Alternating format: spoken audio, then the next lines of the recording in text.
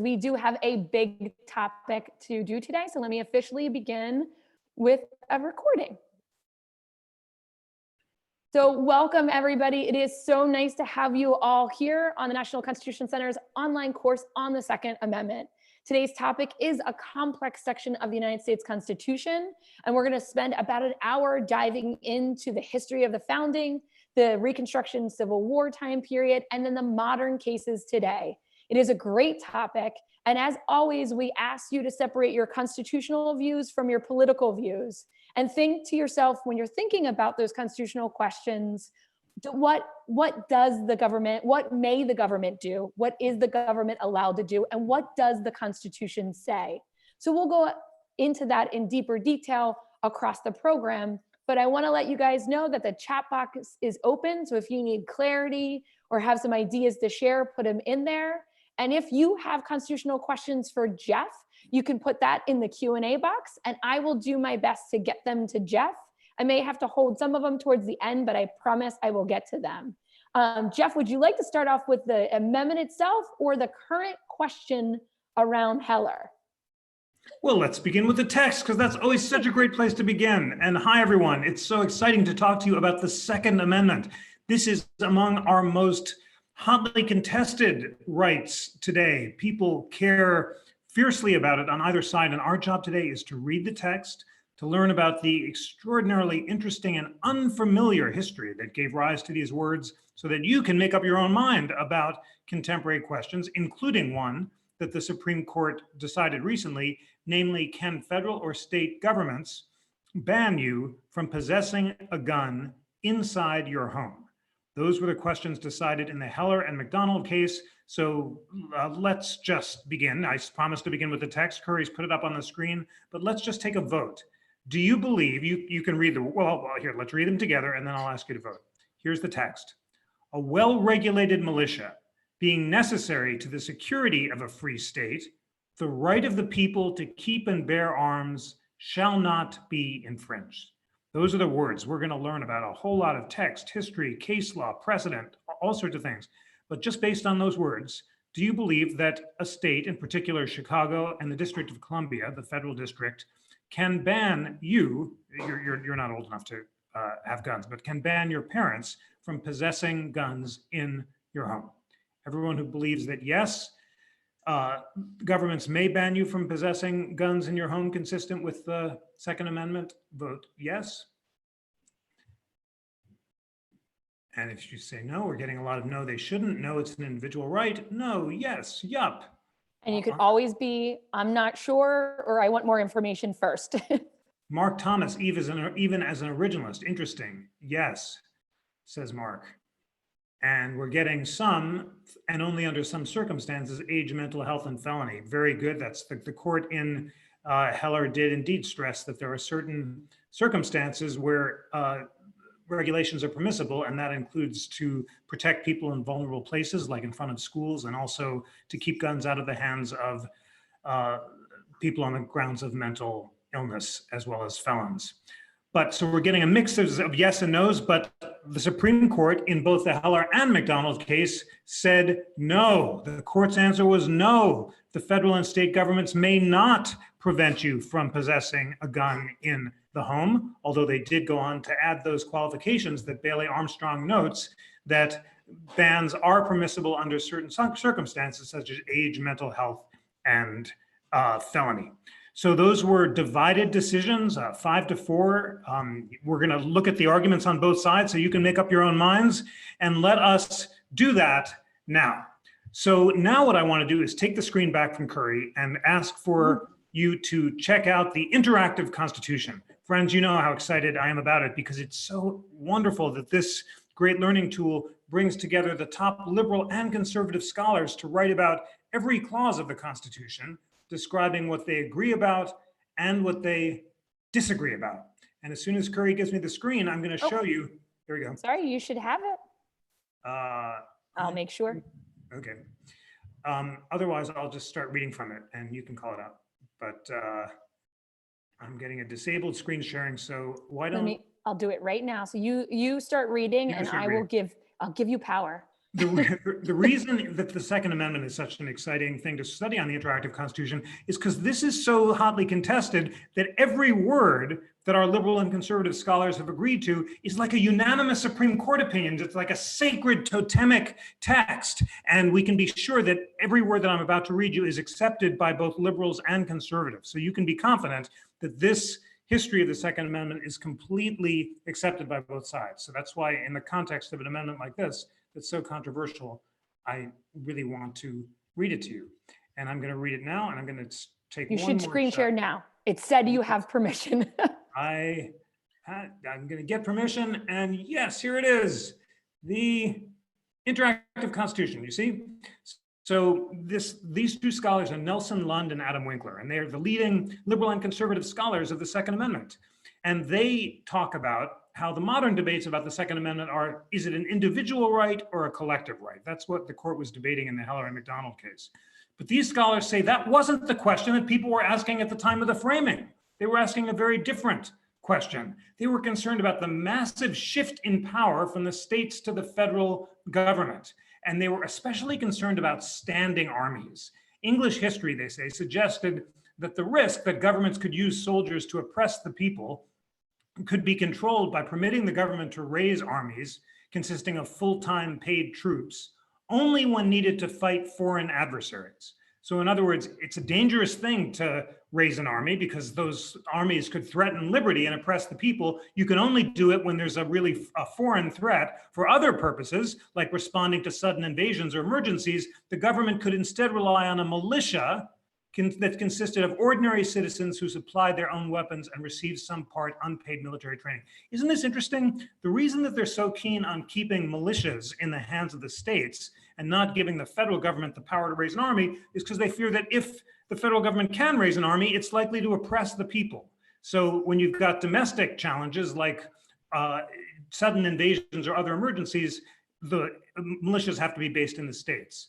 But the scholars go on to say the onset of war doesn't always allow time to raise and train an army. The Revolutionary War showed militia forces couldn't be relied on for national defense. The whole point of the Constitution was because Congress, under the Articles of Confederation, couldn't pay George Washington's army. There was no central control. And therefore, the Constitution was very keen that the federal government should have unfettered authority to establish peacetime standing armies and to regulate the militia.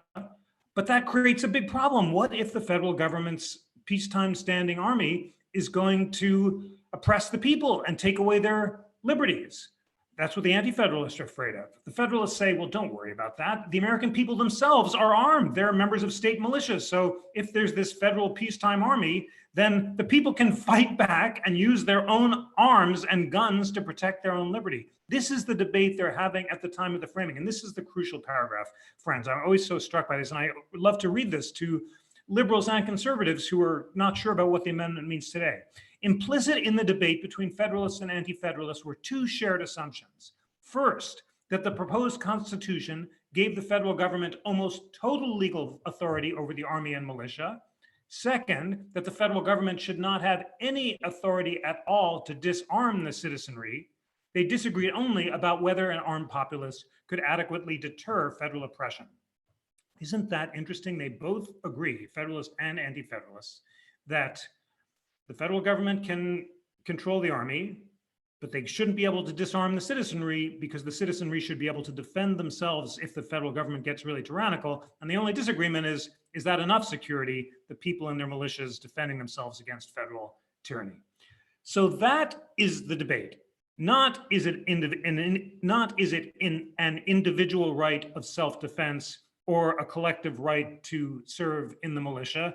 It's, are militias strong enough to protect the people if by chance the federal government were going to try to oppress the people's liberties? That's not a debate we're having today. It does not answer the question of whether or not bans on assault rifles or AK-47s or anything like that are constitutional, because of course they didn't have such weapons at the time of the framing, and also because they were more focused on the danger of federal tyranny than they were on the precise balance between an individual and collective right. Nevertheless, at the same time, the states were debating whether or not to focus mostly on the Second Amendment right as a right of people to gather in well-regulated militias or as a right of self-defense. And now I'm going to go to a different part of the interactive Constitution. And this is so exciting, I always find, to go back to the actual sources. Remember how we've talked about when James Madison wrote the Second Amendment and the whole Bill of Rights, he didn't draft it out of thin air. He cut and pasted from Revolutionary era state constitutions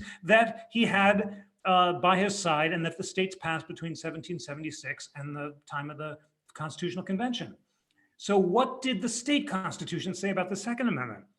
What is amazing about this is that most of the states followed Virginia, which is the closest analog to the Second Amendment. Here's Virginia. It says that a well-regulated militia composed of the body of the people, trained to arms, is the proper, natural, and safe defense of a free state, that standing armies in times of peace should be avoided as dangerous to liberty, and that in all cases, the military should be under strict subordination to and governed by the civil power.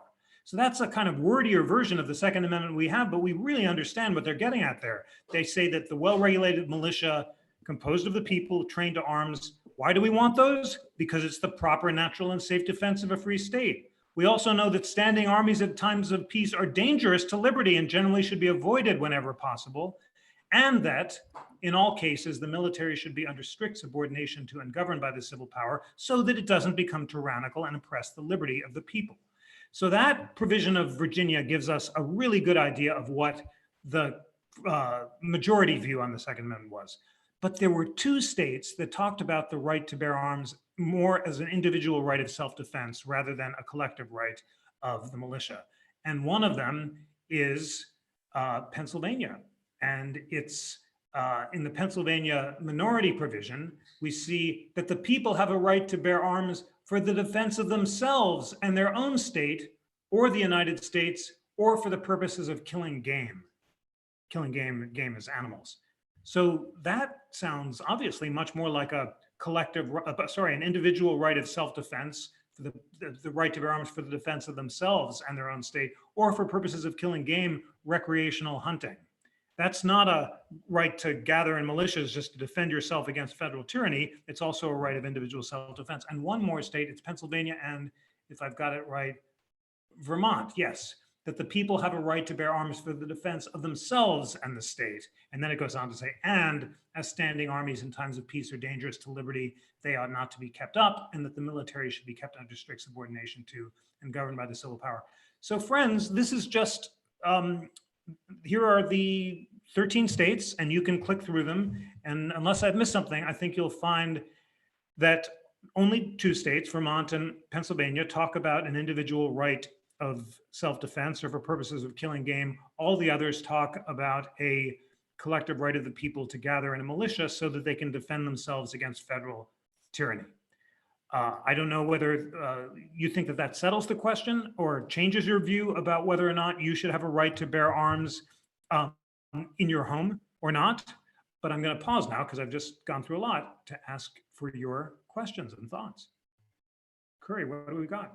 Yeah, I think this is a great question coming in. First of all, Philip in the Q&A box did want to know, and I love when this class always turns into an English lesson as well. He just wanted to know the difference if they use a colon or a semicolon instead of a comma. Would that have changed the debate, calm the debate, enhance the debate, all those pieces? That was one question that came in. It's a great question, Philip. Let's look at the early drafts of the Second Amendment, because another very exciting thing about the interactive Constitution tool is you can see the language evolve. So this is Madison's first proposal. The right of the people to keep and bear arms shall not be infringed, semicolon, a well-armed and well-regulated militia being the best security of a free country, semicolon, or rather colon, but no person religiously scrupulous of bearing arms shall be compelled to render military service. So Madison's first draft is focused mostly on the fact that the right shall not be infringed. And then it goes on almost as a separate clause or thought to say a well-armed and well-regulated militia is the best security of a free people. And then he goes on to say, but no person religiously scrupulous of bearing arms shall be compelled. So how does that affect your question? It almost seems like Madison is saying it's almost different thoughts. One is that the right can't be infringed. Another is that the well-regulated militia is the best security of a free people. And the third is, but people religiously scrupulous of bearing arms shan't be compelled to render military service. So in that sense, whether there were, I'm reading that to think that the comma doesn't much matter. Not a lot hangs on the comma in the final draft. A well-regulated militia, comma, being necessary to the security of a free state. That first comma doesn't add anything to the meaning of the clause.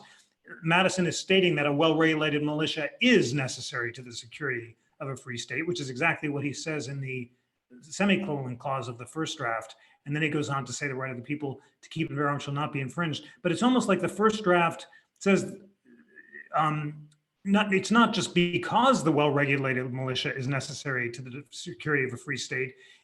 The first draft seems to have it as two separate thoughts. The right to bear arms shall not be infringed, and a well-armed and well-regulated militia is the best security of a free state. The connection between the two is the fact that you need to be well-armed and well-regulated in order to defend the free state. Let me just see if any of the other drafts help. Yeah, and that was Kit's question from yesterday was, how can you have a well-regulated militia if you don't have the right of the individual to have arms?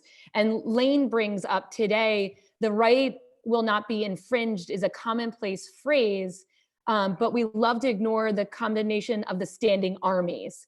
So again, like understanding what is going on in this time period and the fear they have of standing armies overall, and where does it come from, and the layout in that all plays into this.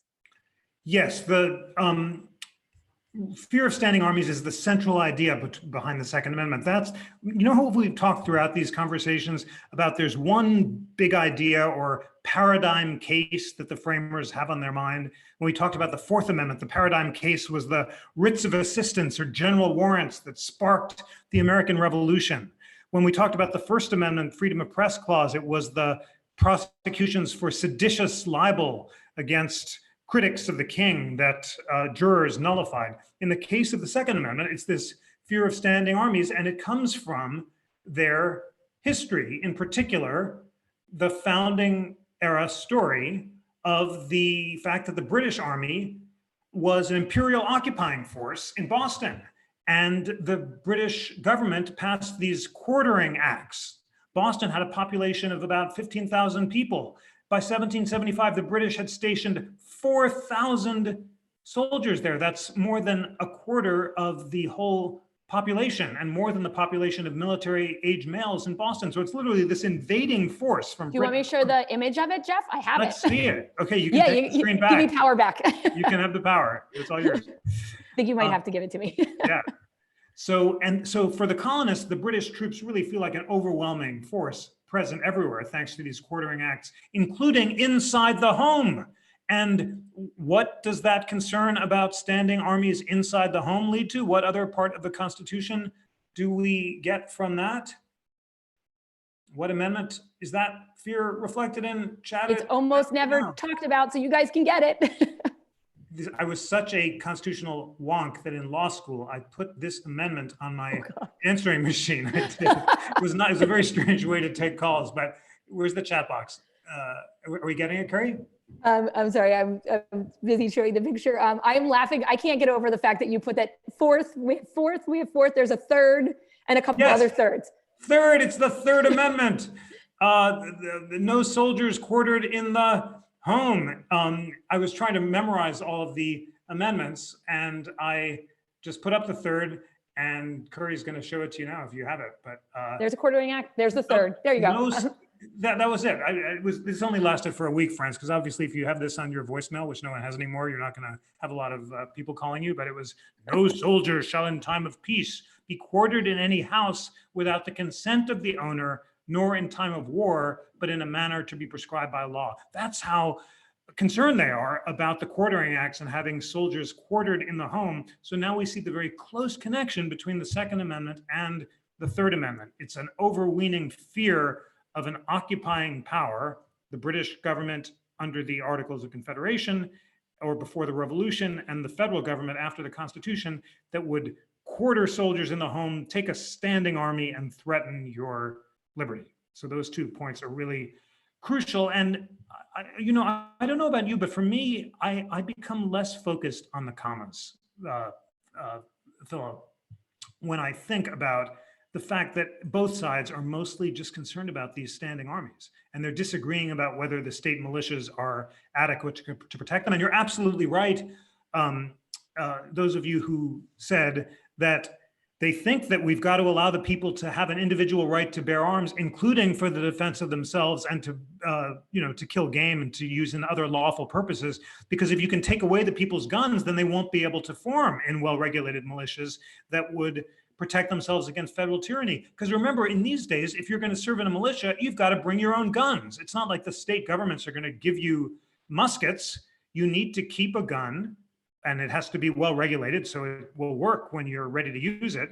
But that doesn't mean that it can't be inspected. And in fact, there were a lot of inspection acts that required you to come at public muster and bring your guns into public places and show that they worked and show that you knew how to use them so that you could serve well in the militia. So what I'm getting from this history is some complexity about exactly what kind of regulations of muskets would have been permissible at the time of the framing. It does seem like there's some core right to bear arms. The government cannot completely take away your right to own a lawful gun, because you might need it for militia service as well as perhaps for self-defense, although most states, as we saw, were less focused on game hunting and self-defense than on militia service. But that doesn't mean that plenty of regulations, including the public inspection of muskets, are not permissible. So far, I think we're on pretty solid historical ground.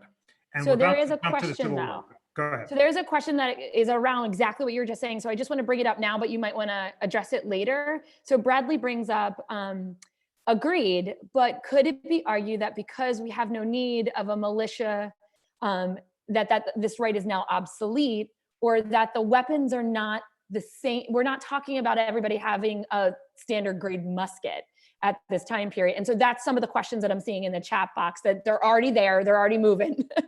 Yes, who was that? That was Bradley? Bradley. Bradley, thank you for that. Absolutely.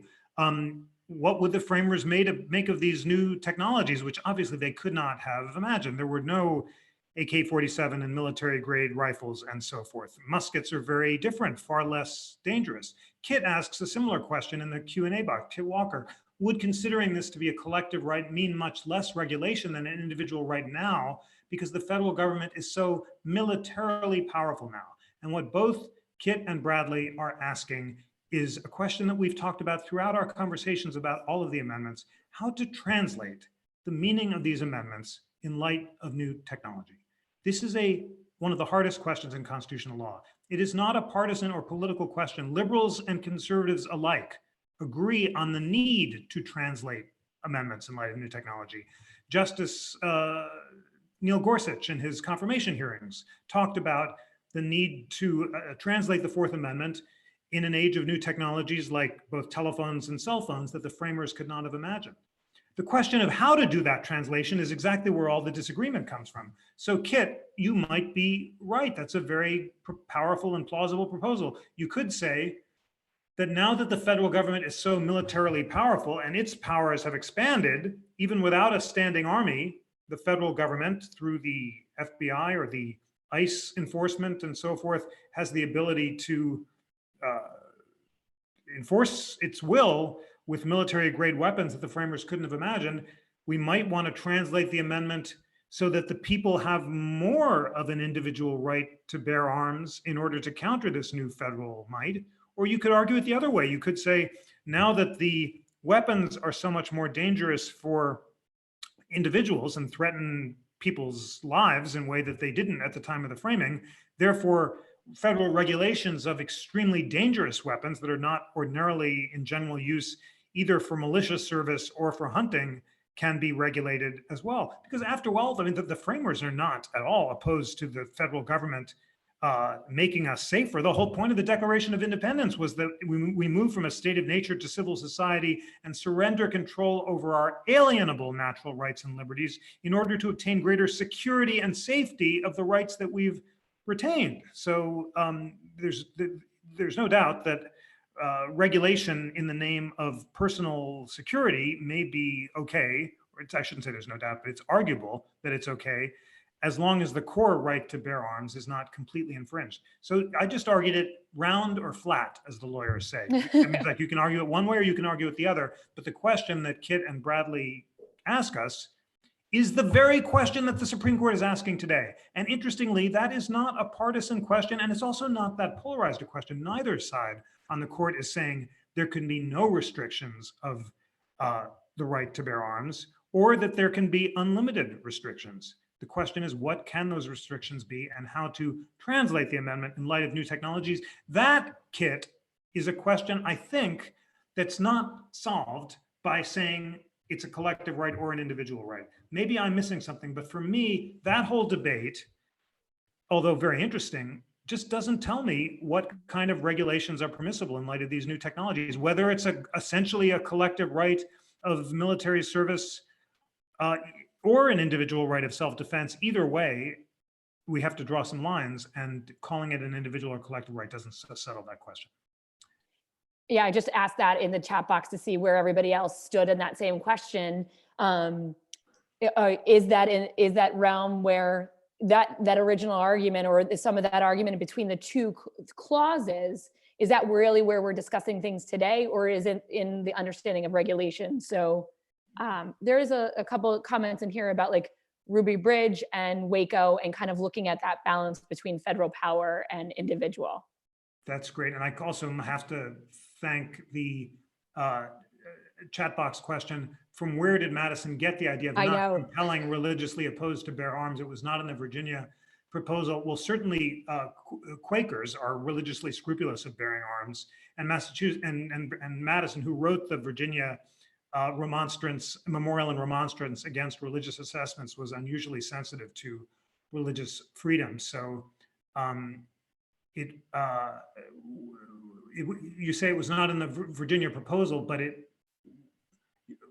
was in the Vermont Constitution, was it not? I'm just clicking through again.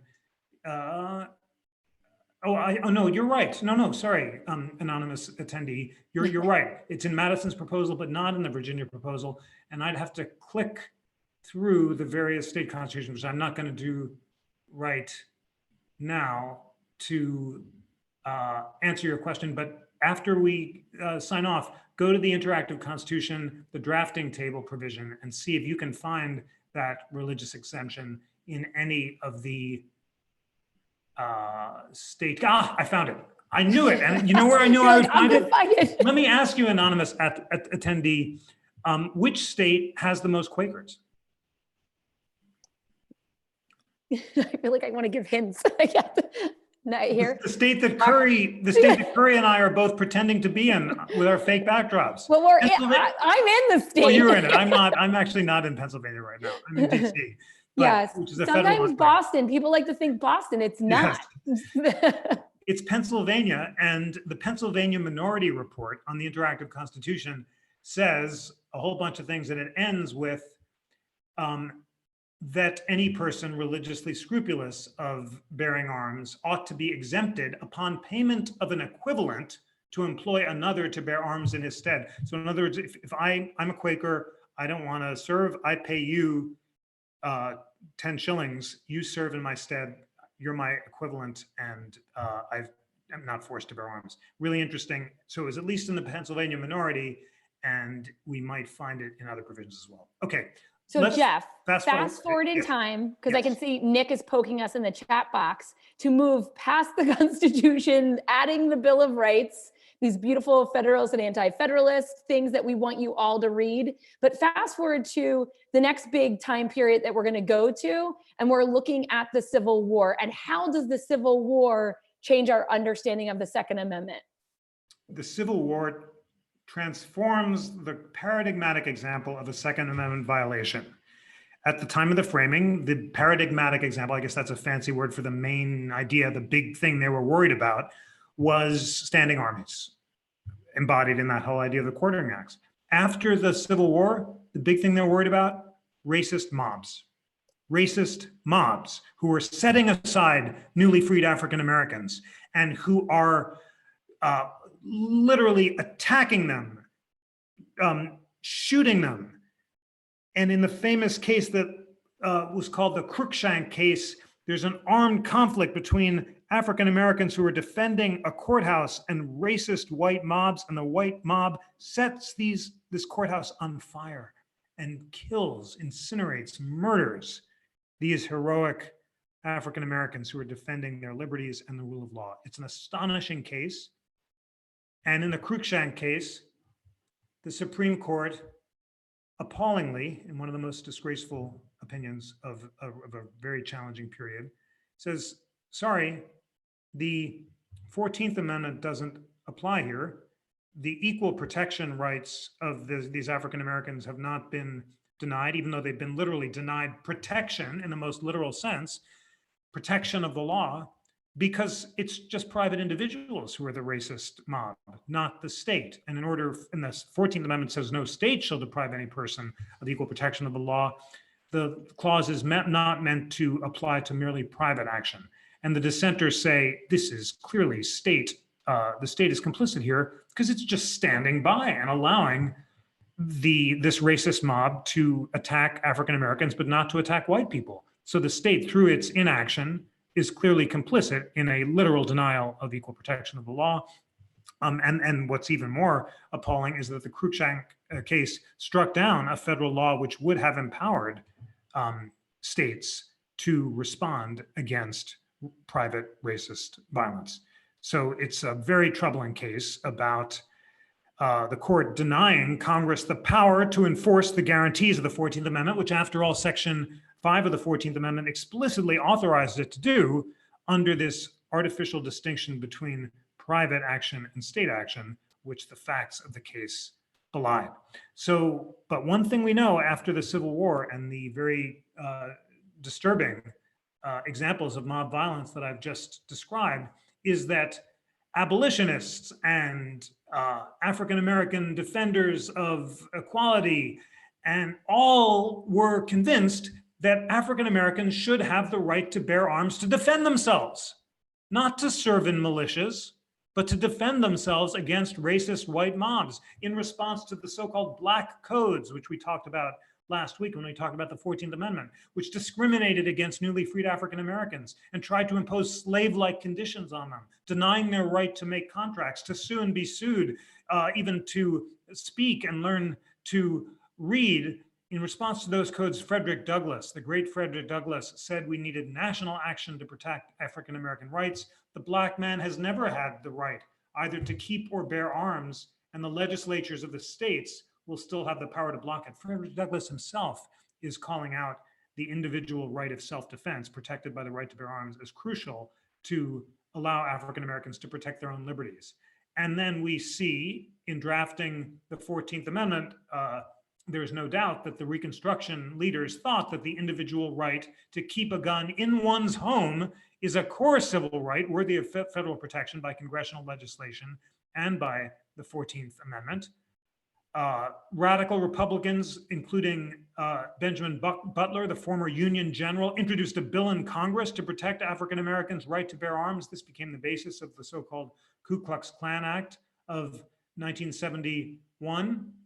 In 1892, Ida Wells, who I think you have a picture of right here, captured this shift from an individual right to a collective right to an individual right very clearly. Ida B. Wells said, "A Winchester rifle should have a place of honor in every black home. When the white man knows he runs as great a risk of biting the dust every time his African-American victim does, he will have a greater respect for African-American life." Wow, that is powerful words from the heroic Ida B. Wells. And there's no doubt a Winchester rifle should have a place of honor in every black home. There's no doubt that she is talking about the right to possess a rifle in the home for individual self-defense because racist mobs might be waiting outside to murder you. And now we have a very different conception of the right to bear arms than the one that prevailed at the founding. And I just want to nod to Ida B. Wells because she just won, posthumously, but just won the Pulitzer. She did just win the Pulitzer. Yeah. Kerry, you're absolutely right. Isn't that wonderful? We love her. And so we will share with you some of her pieces and some of our performances at the center of her amazing speeches. So I just wanted to shout out, she is a great read for everybody. Let's look at what she won the Pulitzer for her outstanding and courageous reporting on the horrific and vicious violence against African Americans during the era of lynching. So it was exactly for reporting on this very violence that led her to declare the right to possess a Winchester rifle in the home. That was why she won the Pulitzer Prize just this week, friends. What an amazing synchronicity. It really gives me the chills to think about the belated justice of recognition for this great journalist and advocate who recognized the central importance of the right to bear arms for the defense of liberty. A different kind of defense of liberty than at the time of the founding, and more rooted in the individual right to bear arms in the home rather than the collective right of state militias. So now here's my question. This is pretty powerful history we've just talked about. Two paradigm stories, two big ideas. One, no standing army, so let's defend ourselves in militia at the time of the framing. Two, no federal protection for African Americans, so African Americans are going to have to defend themselves by having Winchester rifles in their home. Does that change your view about whether the Second Amendment is an individual or collective right? Remember, if we're asking what the right means today as it applies against the states, we need to ask how it was understood in 1868 when the 14th Amendment was ratified, not at the time of the framing, because it was the 14th Amendment that applies the Bill of Rights against the states. So after hearing the story of Ida B. Wells, has your mind been changed? And I'm going to now ask you, do you think that the Second Amendment, as incorporated through the 14th, is an individual or a collective right? Let's have some chat response on that. So just put it in the chat back, individual, collective. And I will say, somebody answered yesterday, both. So I just wanted to offer that up too. It's sometimes hard to choose. Well, both is always a good idea. Wait, I'm getting. Individual, collective, still individual. Yeah. Isaac was going for both. Yeah. Lucas is individual. So it's, oh, we got a couple both. It's a little, it's as always mixed. Great, mixed. Some scholars have argued, and the leading scholar here is called Akhil Amar. You talked with my colleague, Tom Donnelly, yesterday, who's such a great teacher of the Constitution and scholar. He and I both studied in law school with a scholar called Akhil Amar, a great teacher of the Constitution. I hope you will be inspired to read Akhil Amar's books, including America's Constitution, which is one of the great introductions to constitutional law and theory and history imaginable, AMAR. And Akhil Amar argues that although the Second Amendment was more of a collective right at the time of the framing, because the framers are centrally concerned about the right of individual citizens to organize in state militias to defend their liberty, by the time of Reconstruction, it became more of an individual right, because the new concern was the right of African Americans to defend themselves against racist white mobs. So the meaning can change, and how to interpret two competing meanings, for those of you who said both, is a challenge always for judges. So one of the questions that I had for everybody, I wanted to know from the group, these stories around the Reconstruction time period and the Second Amendment, were these new stories to you? Have you heard them before, or are they new? I just wanted to do a little pulse on kind of the constitutional storytelling and historical foundations. New, okay. A couple news. Yeah. I think it's new, not ooh. Yep, got it. Okay, we just wanted to understand, because as we're exploring our constitutional history and looking at the founding, there's the second founding, and there's other time periods that we like to bring to the table so we get the whole story of our American history, and wanted to see where everybody was with this. So great. Jeff, do we want to jump forward in time to 2008? Yes, we do want to jump forward in time. 2008 is the first big Second Amendment case that the Supreme Court has decided since the 1930s. And it is a case called the Heller case. And it was a case arising out of the District of Columbia, where I am now, even though I appear to be outside the National Constitution Center. And in the Heller case, there are two jurisdictions in the country that ban gun possessions in the home.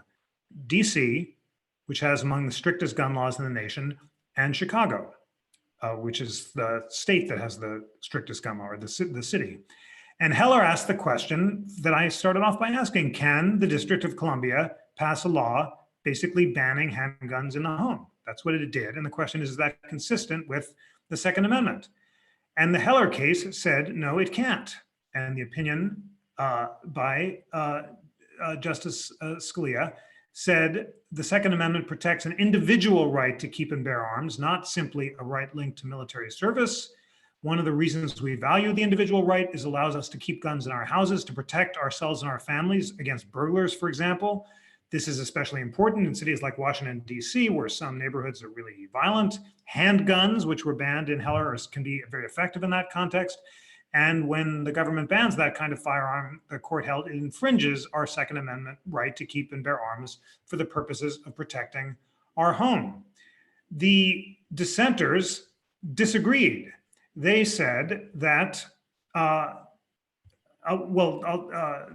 the dissenters argued that the founding era history suggests that James Madison rejected versions of the amendment that clearly protected an individual right to keep and bear arms. Instead, he drew on proposals like Virginia, and we quoted that Virginia proposal earlier. Stevens said the distinctly military Virginia proposal is therefore revealing, since it's clear that he considered and rejected formulations that would have unambiguously protected civilian use of firearms. For example, Thomas Jefferson wrote a proposed amendment that would have included within the Virginia Declaration this language: no freeman shall ever be debarred the use of arms within his own lands or tenements. But Madison rejected that. And in light of that history, Stevens said the Second Amendment is mostly about standing armies and the militia right, not an individual right to keep and bear arms separate from military service. And Stevens stresses the founding generation is most interested in the proper allocation of power between the national and state governments. So that is Heller. Now, we've studied the history. You can argue it round or flat, as I say, based on what part of the history you stress. Both sides are only talking about founding era history, because we're not talking about the 14th Amendment incorporating the second against the states. It's the question is, what should the federal government do? You could say that, as the majority opinion does, that the core right was an individual right to bear arms, which could include the right of self-defense, but was intended to be used in the context of militia service to defend the people's liberties in case standing armies became overweening. Or you could say, as Justice Stevens does, that since Madison didn't adopt the language of the 2 out of the 13 states that had an individual focus, the central right was a militia right, and therefore all regulations, including this one, are constitutional. Now, what's most important about Heller is it didn't say you can never you can never regulate guns. It was not a total prohibition on gun control by any means. Justice Scalia has a very important series of qualifications in his opinions. He says clearly that, after citing the English Bill of Rights and all of these important qualifications, he says, long-standing prohibitions on the possession of firearms by felons and the mentally ill, or laws forbidding the carrying of firearms in sensitive places, such as schools and government buildings, or laws imposing conditions and qualifications on the commercial sale of arms, are permissible. Those are the crucial sentences. I'll read them again because they're so important. Long-standing prohibitions on the possession of firearms by felons and the mentally ill, or laws forbidding the carrying of firearms in sensitive places such as schools and government buildings, or laws imposing conditions and qualifications on the commercial sale of arms, are presumptively okay. Shannon says, so our school in Virginia is located around a number of counties whose local governments have passed Second Amendment sanctuary laws ordinances. How do you think these laws hold up against US federal laws and the US Constitution. I would like to see that. That's really interesting, Shannon. Thank you for sharing. I'd like to see the text of those sanctuary laws. For example, do they say that within this county or local jurisdiction, no regulations on guns are okay, or they're just saying, if you can, if it's possible, I know this is tough right now, but if you could even text before we end what the language of one of these laws looks like, then I'll have a better sense. You'll try. Thank you. I know it's tough. If not, we can talk after the class. But I want to ask all of you this, friends. The first question is, where did Justice Scalia get his exceptions? And rather than waiting for you to chat your response, I'll confess to you, he didn't really tell us. Basically, he just said, you can't have a total ban on gun possession in the home, but all these other restrictions are okay. What probably happened is, in order to get a majority, other justices said, we don't want to call these restrictions into question, and Scalia put those in without explaining what the theory was that would forbid gun possession bans in the home, but allow restrictions on guns outside of schools or prohibit felons and the mentally ill from carrying it. Now, I could come up with a theory, and so could you. One theory might be the core Second Amendment right includes some right of self-defense in the home, so you can't totally ban guns in the home. If that were the case, then you could never exercise your individual right of self-defense. You might not even be able to have a musket to bring to military service unless the militia, if such exist, kept its muskets for you outside the home. So Scalia is saying you can't totally obliterate the right, but beyond that, yes, you can regulate the right in the interests of striking a reasonable balance between the safety interests of society and the right of individuals to keep and bear arms. And the opinion isn't telling us exactly how to strike that balance. And all of the controversial cases that have arisen since Heller have had to do with how to strike the balance. So some justices who think that the Second Amendment should not be a second-class right, as Justice Thomas has repeatedly said, want to apply a kind of strict scrutiny or intermediate scrutiny to gun regulations. Remember, strict scrutiny says the law has to be necessary to achieve a compelling governmental interest. Intermediate scrutiny says it has to be substantially related to an important governmental interest, regardless of precisely what language or jargon you choose. The idea is you have to have a good reason, a better than just rational reason, to impose a restriction on gun use. But you could say that public safety, if there's a serious threat to safety, like guns in front of schools in a vulnerable population, like students who obviously can't defend themselves, you guys are not allowed to bring guns to school. Of course you're not. Therefore, it's okay to ban guns outside schools. Other justices who are more sympathetic to gun control would like to apply something closer to rational basis review and say, as long as the restriction is rationally related to a legitimate governmental interest like public safety, it should stand.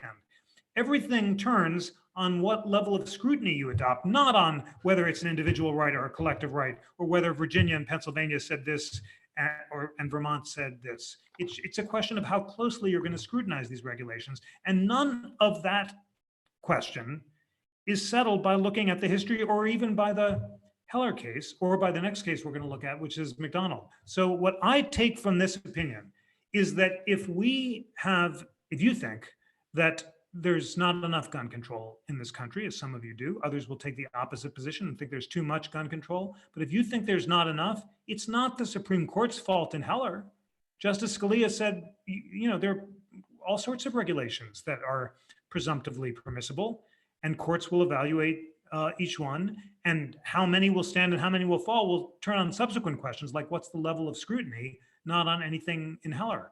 If you think there's not enough gun control in this country, it's the fact that legislatures and Congress are not passing a lot of gun control. It's not like the Supreme Court is striking down lots of these laws down. The main ones it struck down so far are the most extreme laws in the country, namely those banning gun possession entirely in the home in the Heller case, and then in the subsequent McDonald case arising in Chicago, which did little more than incorporate the Second Amendment through the 14th Amendment against the states and say that just as DC, a federal enclave, can't ban guns in the home, neither can Chicago, a local enclave, through its state laws. So the Supreme Court has not disrupted that much gun control right now. It's just struck down the most extreme bans in the country what else is permissible is up for grabs. And if legislatures want to pass more or less gun control, then the battle really is and should be fought out in legislatures and is not so far being primarily fought out in the courts. Shannon gives us the resolution. Thank you. Wow, that you found it fast. The resolution states that the board expresses its continuing intent to uphold, support, and defend all rights protected and guaranteed by the Constitution of the Commonwealth of Virginia and the Constitution of the United States. And the board expresses its intent to uphold the Virginia Constitution, Article 1, Section 13, and U.S. Constitution Second Amendment rights of all citizens of Rockingham County, and its commitment that public funds not be used to unconstitutionally restrict such rights. Interesting. So to the degree that it's saying we're going to respect the Second Amendment as, interpreted by the Supreme Court, it has to do that anyway, because that all jurisdictions are bound to respect the Constitution. It also has to respect the Constitution of the state of Virginia in Virginia. Now, it sounds like some localities are passing laws saying that public funds can't be used to support certain uses of guns, and and these jurisdictions are trying to say that they don't want to respect those laws. So I think I'm sorry we have to dig in a little deeper. But a question is: are these boards refusing to uphold or enforce these public funds laws, or are they just making a symbolic statement that we think the Second Amendment as interpreted by the Supreme Court should rule? Probably the answer isn't clear because courts have not yet ruled definitively on the question of whether the attempt to withhold public funds from gun use violates the Second Amendment. But without having in any way dug into this, there's obviously, Shannon, a huge difference between a state law trying to ban guns and a state law refusing to subsidize gun use. In the same way that there's a difference between a law banning gun use in the home and a quarantine law that applies to gun shops in the same way that it applies to all other shops, which is why the gun shops that have said, hey, our Second Amendment rights are being violated by the quarantine have generally lost, because courts have held if these laws apply to all stores, not just gun stores, they're not singling out gun stores. So that's really, really interesting. We're going to do even a little more homework on that afterward, but thanks so much for all that. We have 5 minutes. Yeah, and so 2 things real quick. Number one, this is why this topic is difficult, it's complex, but it's also watching the lower courts and watching what's happening through the states so we can see kind of what's happening and where we sit on these constitutional questions. And I know some of these conversations go from constitution to personal and political really quickly. And so we're focusing on that foundational, what does the Constitution say and how are we examining it? I love that you bring up the idea that, look to your Congress, look to your other branches and how they play a part in this constitutional conversation. I did want to get back to Stephen's question in the Q&A about the meaning of arms. And because there's a couple from Mark and others in the chat box about military grade, we jokingly said yesterday, like I can't have a cannon. Where is that line and what does it mean to bear arms and where's that line today? Stephen, that's such a good point. It's the flip side of the point that we were talking about before. Before we were saying the federal government now has this military grade weapons. Maybe that means that they should be able to be more restricted because these military grade weapons are more dangerous to public safety. But you're saying if the government has the military grade weapons and tanks, then why shouldn't we right the balance by expanding the right of the people to carry similar military grade weapons so they can defend themselves against an overweening standing army? And that would, I think that would be a good argument. It's a very creative argument.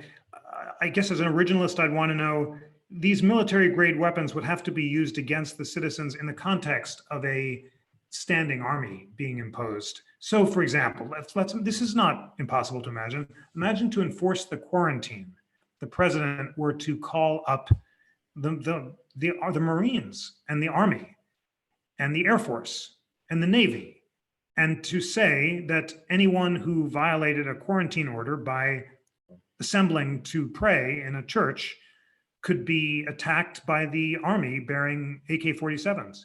Then I think Stephen, you might have a good case that the people who are trying to pray, who legitimately believe that their First Amendment rights are being infringed, might need AK-47s to defend themselves against that use of military authority. However, I believe that such a use of the military to enforce domestic law would be impermissible under US law, that our law is carefully designed to prevent the government from relying on the military for domestic law enforcement. There are exceptions under the Posse Comitatus Act and so forth, but they're very limited. And a much more effective way to challenge that use of military power rather than bearing AK-47s would be to say that the president's attempt to deploy the army to terrorize citizens against exercising their arguable constitutional rights itself was illegal.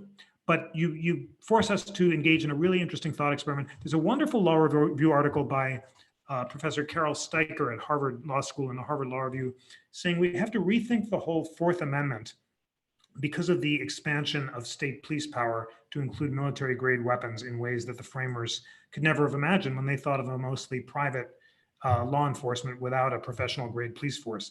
And her point was we need to reinvigorate constitutional protections against unreasonable searches and seizures so they're even more robust than they were at the time of the framing in order to keep the same balance between federal power and individual rights as existed then. You're suggesting the balance could go in the other direction when it comes to the Second Amendment. If federal military power increases, so should civilian military grade weapons to combat it. And it all goes back to this question of how to translate the Constitution in light of new technologies. And that's why we're going to end. I've got the greatest prophet of constitutional translation in light of new technologies was Justice Brandeis. And I will sign us off with him in just a sec. But Kerry, final thoughts or last question? No, I think this is just a conversation that we should be having, and we should do it just like we did today. It was an awesome chat in the chat box. There was great questions. We had a civil dialogue on a really complex and difficult issue because we focused on the Constitution. And I just wanted to say thank you all for that. Wonderful. I want to say thank you too. And here are the wonderful words from Justice Brandeis. He said, in our contemplation of the meaning of the Constitution, our thoughts must focus not only on what is, but what may be. And that's exactly what we're doing, using our powers of reason to think together about how to translate these immortal and eternal guarantees of the Constitution rooted in history so that they protect the same amount of liberty today as they did when they were drafted.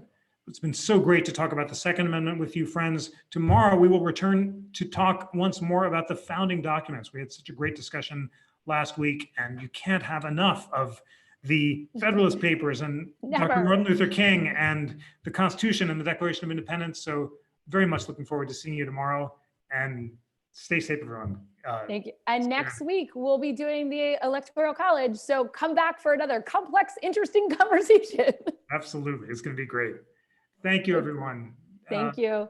Jeff, we do have to do one thing together. So if you don't mind staying with me on this one, we're going to do one thing together. So for those of you that are still online, hi, I'm Kerry Sautner from the National Constitution Center, and this is Jeff Rosen. And we wanted to pause for 1 minute and thank all of the teachers and all of the educators across the country that do what they do every single day to build our citizens up, build our students up, and build our nation up as engaged and informed citizens. So for myself and Jeff Rosen, we wanted to say thank you to all of our teachers for National Teacher Appreciation Week.